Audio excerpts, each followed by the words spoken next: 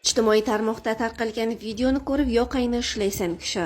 Bugun 8-mart Xalqaro xotin-qizlar bayramiga berilgan sovg'a qaytarib olingani aytilmoqda. Xo'sh, qachongacha faqatgina xo'ja ko'rsinga sovg'a beriladi? Toshkentda obodonlashtirish xodimasi izza qilindi. Yashnobod tumanida obodonlashtirish xodimlarini 8-mart bayramiga chaqirib berilgan sovg'ani qaytarib olishgani aytilmoqda.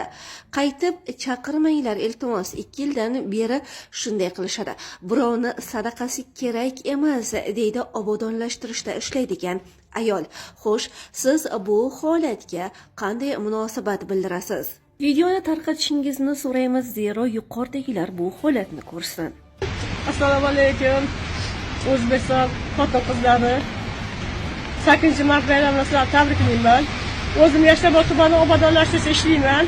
Bugun bizni bayram tadbiriga chaqirganida Koreya ishxonasining ichiga lekin bergan podarkasi nega o'g'irlab ketyapti, qo'limdan bitta kishi olib qo'ydi. Lekin men o'g'irlaganim yo'qdi o'sha podarkani. Kerak emasdi.